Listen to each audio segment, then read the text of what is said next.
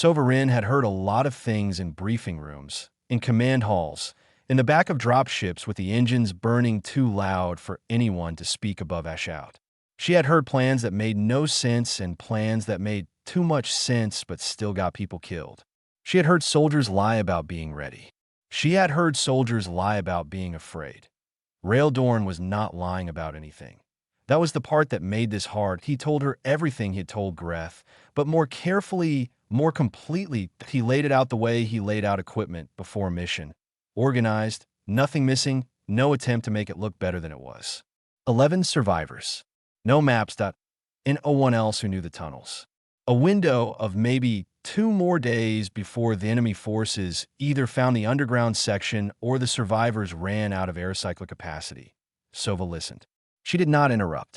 Greth stood near the door the whole time, arms folded, scanner still in one hand, watching Rail's face the way a medic watches a patient who is doing something inadvisable, not with anger, but with a kind of tense attention that was waiting for the moment it would be needed. When Rail finished, Sova was quiet for a moment. There are other engineers on this ship, she said. 2. Neither of them has worked underground construction. They know systems and wiring. They don't know rock.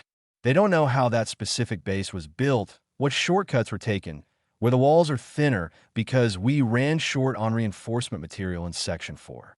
Rail shook his head slowly. You could send them. They do their best. But in a dark tunnel with bad air and wounded people who need to move fast, best is not the same as right. Sova looked at him. He was standing with his right hand resting at his side and his left arm slightly raised. Not dramatically, just a few inches because keeping it lower put pressure on the injury site. She noticed this not because he called attention to it, but because she had known him long enough to notice what he was not doing. He was not leaning on anything. He was not sitting down. He was not wincing, though she suspected that took considerable effort. Greth says 31%, she said. 31% is enough to walk, navigate, and give direction. I don't need to be 100% for this mission. I need to be functional and correct. I'm both. If something goes wrong down there, if there's a firefight, if you have to run, if that repair tier's open, then Greth patches me in the field and we keep moving. He paused. I'm not asking you to pretend there's no risk. I'm asking you to weigh the risk against 11 people who are alive right now and may not be in 48 hours. Sova stood up. She walked to the window where he had been standing when she arrived and looked out at the dock. She was quiet for long enough that Greth shifted his weight near the door. The thing about Rail, the thing she had understood about him since their first mission together 6 years ago, was that he did not argue from ego. He did not push because he wanted to prove something or because he could not admit weakness. He pushed because when he did the math in his head, he arrived at a number, and the number was clear to him, and he felt that acting against a clear number was its own kind of wrong. Pain was real to him. He just did not treat it as the final word. She turned around. I'm taking this to Admiral Aves, she said. I'm not clearing you. I'm presenting the situation and letting him make the call. That means if he says no, you stay here. No argument. Rail nodded once. Understood. Greth made a sound that in Vorith language roughly translated to deep disagreement expressed professionally. The Admiral's office was 1 level up and 4 corridors away. Sova walked there with Rail at her side and Greth behind them both. She noticed that Rail's pace was steady, that he did not slow on the ramp between levels, and that he did not touch the wall once for support. She also noticed the small, tight line at the corner of Ophi's jaw that appeared every time he took a full breath. He was in real pain, moving through it the way a person moves through a crowded space. Carefully, consistently, without stopping. Admiral Tun Aves was a compact, gray-haired man who had been in command long enough that very little surprised him anymore. He read the mission file in silence. He reviewed the casualty record for the Driva 9 base. He looked at the structural notes on the tunnel system and the corrupted data report from the base's central core. Then he looked at Rail for a long time. Rail stood straight and said nothing. He had made his argument to Sova. He did not repeat himself unnecessarily. The room was quiet except for the low hum of the ship's systems. Greth's scanner made a faint sound as it ran another passive reading. Finally, Admiral Aves set the file down. If I authorize this, he said slowly, and you go out there, and the injury kills you before you get those people out. What do you want me to tell them? The question was not cruel. It was honest. The Admiral was not trying to make a point. He was asking a real question and waiting for a real answer. Rail did not hesitate. Tell them it worked, he said. The Admiral was quiet for another moment. Then he looked at Sova. Put a field medic on the team, he said. Someone who can manage a surgical complication on the move. He picked up the file again. Mission is approved. Greth, standing behind them, let out a long, slow breath. Then he said, very quietly, in Vorith accented standard, I will go. Both Sova and Rail turned to look at him. His scales were pale. His expression was unreadable, but his voice was certain. I will go, he said again. Because someone should. Nobody in the equipment bay said it out loud, but everyone was thinking it. The human with the surgical dressing under his shirt was loading a pack like there was nothing unusual about any of this. Slow and methodical. Every strap checked twice. Nothing unnecessary, nothing missing. He had done this so many times that his hands knew the order without his brain having to direct them. Vel watched from across the bay with his arms folded. Vel was Vorith, taller than Greth, darker scaled, built for the kind of field work that required moving fast and hitting hard. He had been assigned to this extraction team 2 hours ago and had spent most of that time reading the mission file, then reading Rail Dorn's service record, then staring at the medical flag attached to Rail Dorn's service record, and arriving at a conclusion that sat in him like Astani in Vorth military doctrine. The rule was simple.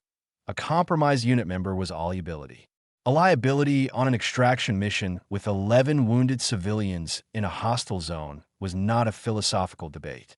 It was an equation, and the equation had one answer. He did not say this out loud, because Commander Sovereign had already made clear, in the calm voice that she used when she was not going to discuss something further, that Rail Dorn was leading this mission, and that was not a point for argument that S.O. Vel watched. In reserve judgment. He was good at reserving judgment. Koss was different. Koss was 24 years old and had been in field operations for 18 months, which meant he was experienced enough to be useful and young enough to still feel things clearly. He finished checking his own gear and walked over to Rail. Hey, he said. Rail looked up. Are you? Koss stopped. He was going to say, okay, but the word felt wrong the moment it started coming out because the answer was obviously no, and asking a question with an obvious wrong answer felt like bad manners. He tried again. Are you actually all right? For this. Rail considered him for a moment. There was something in the kid's face that was genuine, not doubt, not challenge, just actual concern. The kind that didn't know how to dress itself up yet. No, Rail said, but okay enough. Koss opened his mouth, closed it, and nodded slowly. He did not know what to do with that answer. It was too honest to argue with, and too incomplete to bereshering. He went back to his gear and triple-checked a buckle that was already fine. Greth moved through the bay like a person who had made a decision and was now focused entirely on the consequences of it. He had requisitioned a field medikit twice the standard size, a secondary scanner that could function in low atmosphere, and 4 additional units of a fast-acting coagulant compound that was not standard field issue, but that Vorth trauma surgeons used when repairs had been made to internal soft tissue under pressure. He had packed it all himself. He knew exactly where each item was. Every few minutes he checked the small wrist monitor he had attached to Rail's arm during the equipment check. It read Rail's pressure, blood oxygen, and the stress load on the repaired tissue in real time. The numbers were not good. They were not immediately dangerous, but they were not good, and the margin between not good and dangerous was smaller than Greth preferred. He had told Rail this. Rail had looked at the monitor, nodded, and asked Greth if seal on his pack was rated for the surface pressure on Driva. 9. Greth had answered the question. Then he had rechecked the monitor. Sova gathered the team near the dropship at the far end of the bay. There were 5 of them. Rail, Sova, Greth, Vel, and Koss. She went through the mission parameters quickly. Surface entry at the base's northeast perimeter. Rail would identify the access point. They would go underground, locate the survivors, and bring them back to the secondary extraction zone. Estimated time underground. For hours, depending on the condition of the survivors and the route. Vel asked one question. What is the contingency if the route is blocked? Sova looked at Rail. There are 3 viable routes between the entry point and the shelter section. Rail said, if the primary is blocked, I know the second. If the second is blocked, I know the third. The third is longer and lower, but it connects. And if all 3 are blocked? Vel asked, then we're dealing with a level of structural damage that means the survivors are likely already gone, Rail said. He said it without bluntness or softness, just as a fact that was part of the calculation. But that would take a sustained bombardment of the entire subsurface. The enemy hasn't done that. They want the base intact for resource use. Vel looked at him for a moment. The stone in his chest did not disappear, but it shifted slightly. They boarded the dropship. 6 seats. The hatch sealed. The engines built from a low vibration to a steady roar. Rail sat near the forward viewport and looked down at the dark as the ship pulled away from the ironhold. Driva 9 was visible below, a pale gray moon, scarred in quiet, lit from one side by its distant sun. Unremarkable from up here, just rock and shadowed. He started going through the tunnels in his head. Not nervously, just the way a person goes through something they know well to make sure they still know it. Junction 1. The left branch, low ceiling, 12 meters, opens into the main corridor. Junction 2. Right branch only. The left collapsed during construction and they sealed it rather than rebuild. Junction 3. Greth's monitor beeped once. Soft. A reminder.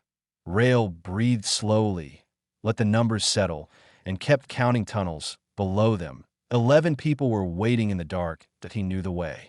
The surface of Driva 9 looked like something had been very angry at it for a very long time.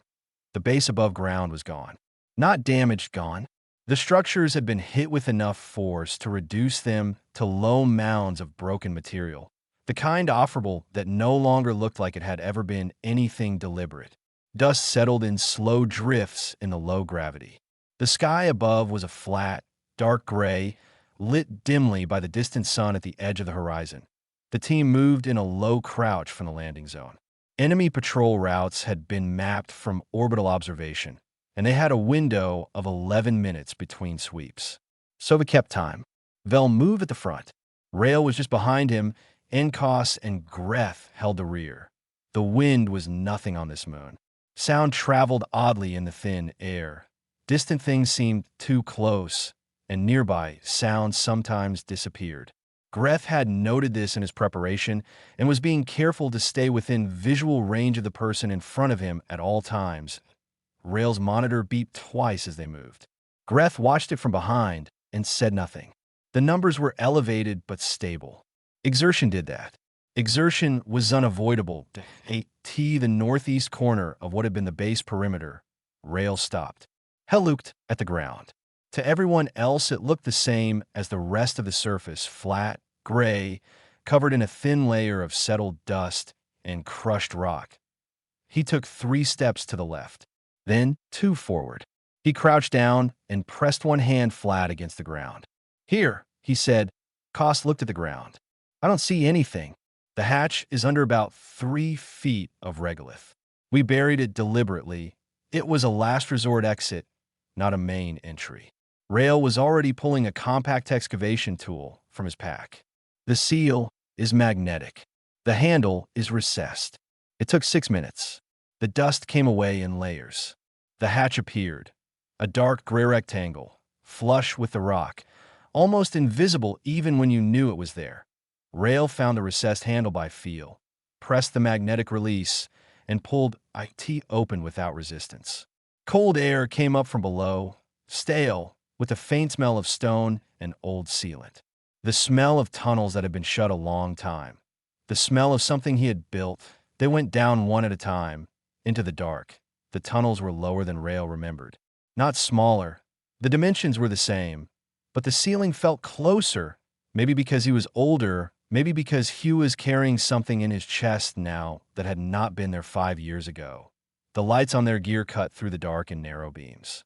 The floor was solid underfoot, the walls were smooth-cut rock, and the air was bad but breathable. Rail walked without hesitation. Left at the first junction. 12 meters of low ceiling. He told Koss to keep his head down before Koss hit the overhead support beam, which he would have in about 4 more steps. Koss ducked. The beam passed over him. He looked back at Rail with wide eyes. Rail had already moved to the next junction. Vel watched this. He watched Rail move through the tunnels the way a person moves through their own home in the dark. Not perfectly, not without effort, but correctly. Every turn was made without consulting anything, without pausing to think. The knowledge was in the body, not the mind. In Vorith training, navigating by memory was a skill. A significant one. It required years of drilling and was considered a mark of advanced field capability. This human had built the thing he was navigating. He had carried the memory of it for 5 years while doing other things, fighting other battles, taking other hits, ending up on an operating table with 2 ribs fused wrong, and then come back to it like setting down a bag he had never actually put down. Vel kept moving. He kept watching that the third junction. Rail stopped. He pressed a hand to the right wall and held it there for a moment, eyes focused on nothing in particular. Then he moved to the left branch. The right branch has a floor failure about 30 meters in, he said. We let it, but the subgrade was soft. 5 years of pressure cycles would have finished it. Greth noted this without comment. The monitor on his wrist beeped once. He glanced at it. The numbers had climbed in the last 20 minutes. Still inside the margin, but climbing. He looked at Rail's back and said nothing. The lower section of the tunnel system was colder and darker.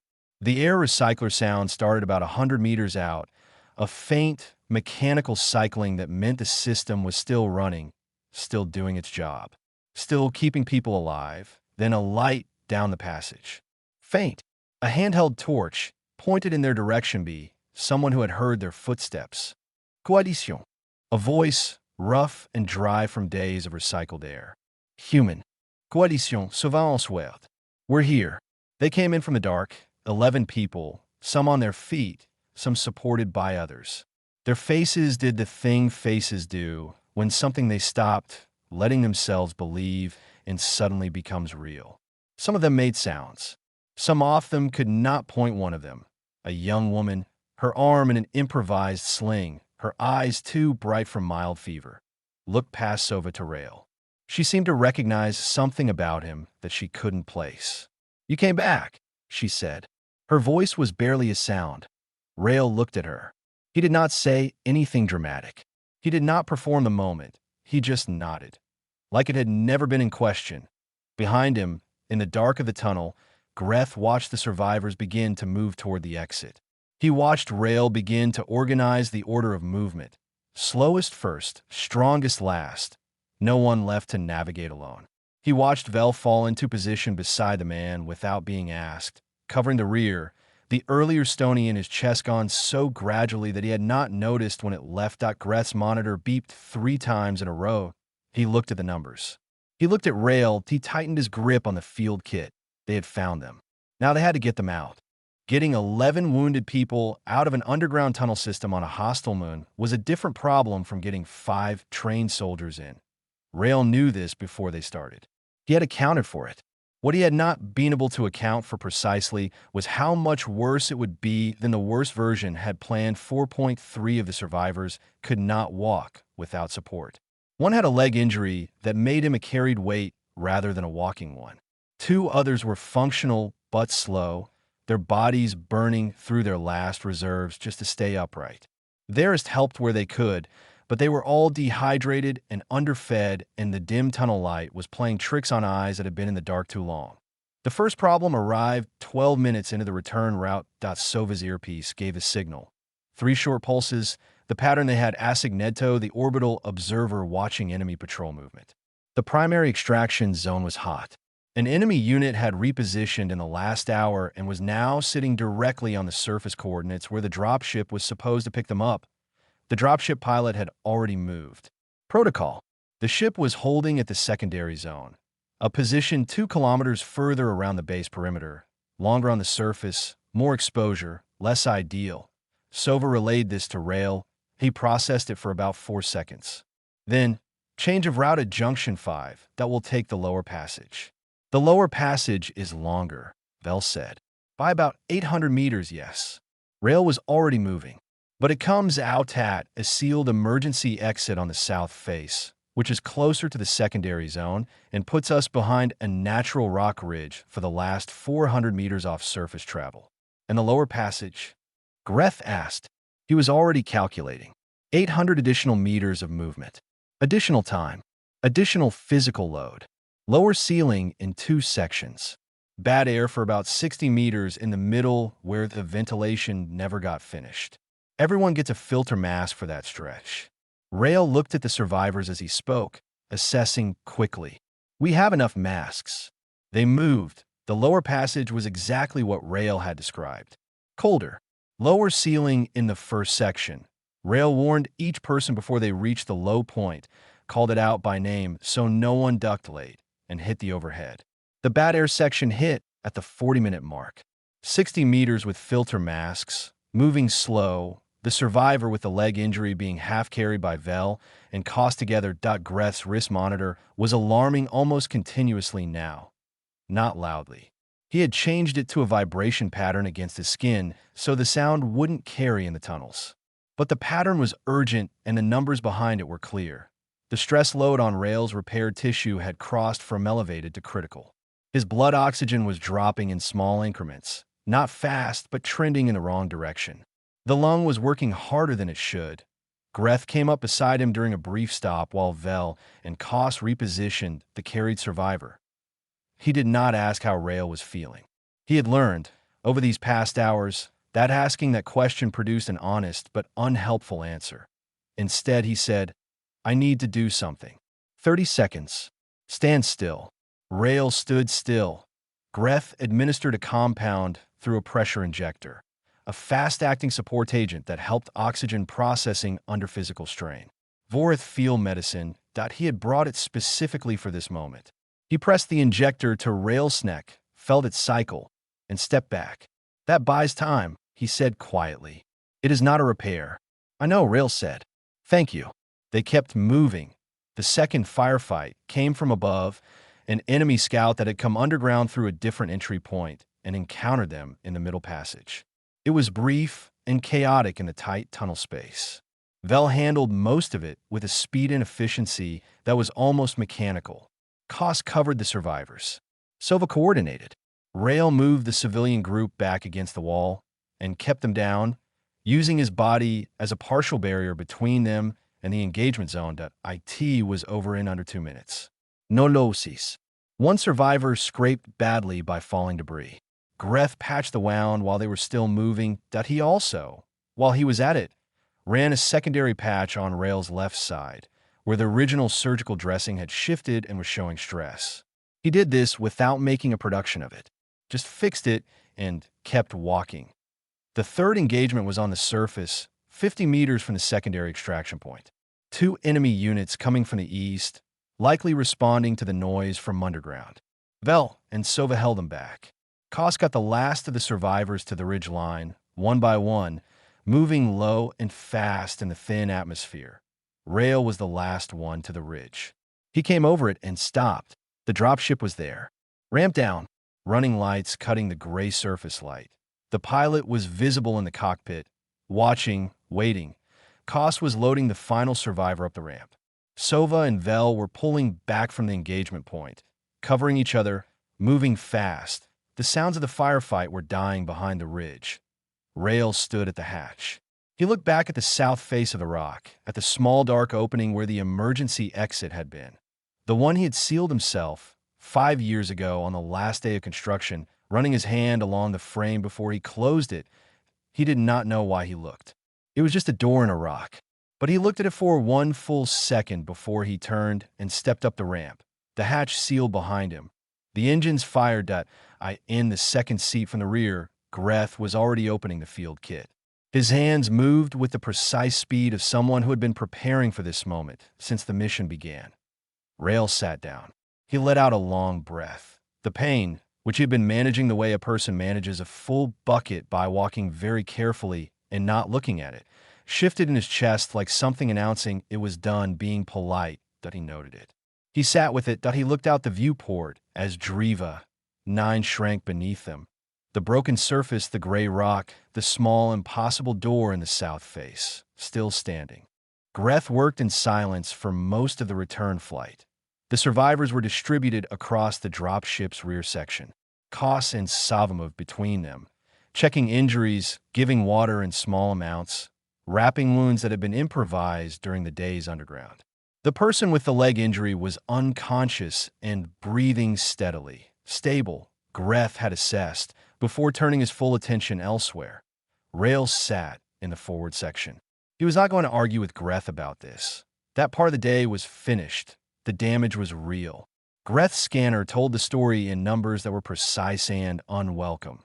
The repaired tissue around the left lung had been overstressed. The surgical site had partially separated, and there was a slow internal bleed that was not immediately dangerous, but would become dangerous if left alone.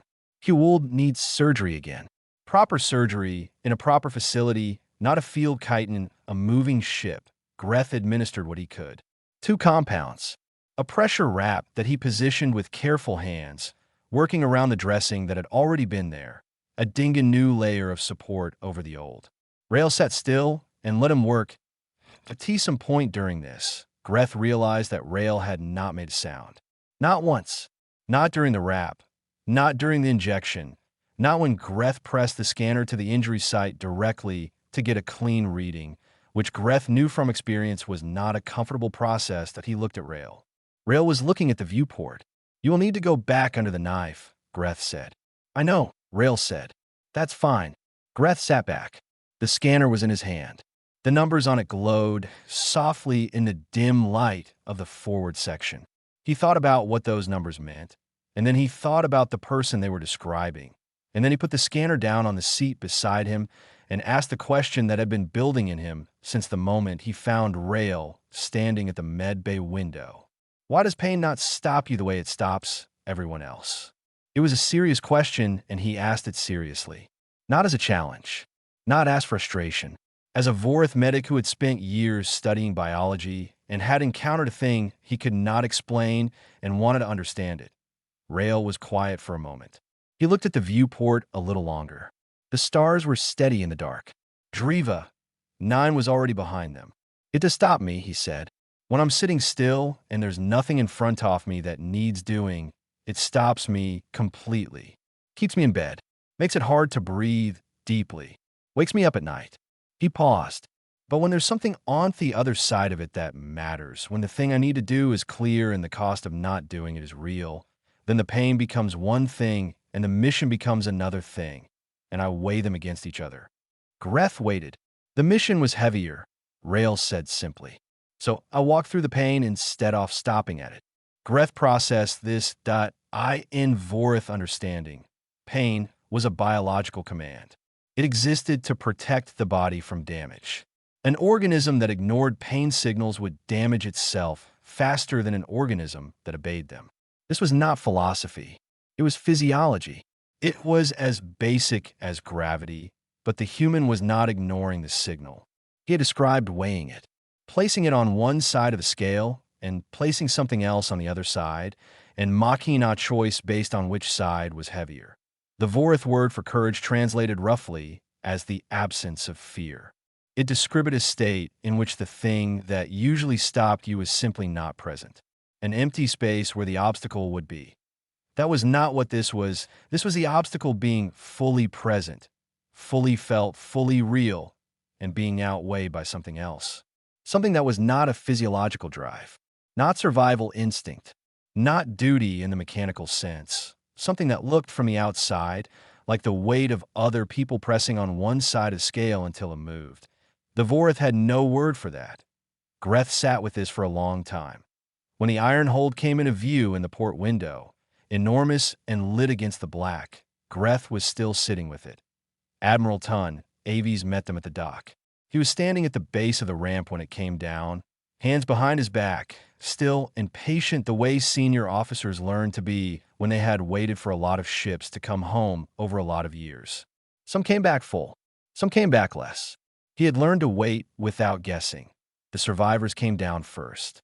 Station medical teams were already there, ready. Sova coordinated the handoff. Vel and Kos helped with the ones who could not walk. Rail came down last, but he looked pale in the dock lights. The wrap under his shirt was visible as a slight bulge on his left side. He moved carefully, but he came down the ramp on his own feet at his own pace, and he stopped in front of the Admiral without being directed to. The Admiral looked at him. The same long look as before, but different now. The before had been weighing a decision. This was something else. It worked, the Admiral said. Rail almost smiled. Yes, sir. Sova walked beside Rail to the medical bay. She did not take his arm. She knew he would not want that. She just walked beside him at a pace that matched his, without comment, in the way that people walk beside each other when words would make the moment smaller than it already was. He went back under the surgeon's hands 2 hours later. The surgery took 4 hours. When it was done, Greth sat in the medical bay's small staff room and wrote in his official log. He recorded the vitals, the field interventions, the surgical outcome. He noted the mission parameters and the number of survivors recovered. He wrote it all in the precise, formal language that Vorith medical records required. Then he stopped. He sat for a while in the quiet room. The ship hummed around him. The lights were low. Then he wrote one more line at the bottom of the record, not in formal language, just in his own words, because he had not been able to stop thinking it since Thedrop's ship, and a thought that stayed this long deserved to be written down. Human endurance does not come from the body. It comes from something the scans cannot measure. Today I watched a man place 11 lives on one side of a scale and his own pain on the other, and walk forward because the scale told him to. The Vorith have a word for a soldier without fear. We do not have a word for a soldier who has fear and pain both, and chooses forward anyway. He looked at what he had written. Then he added, I intend to find one.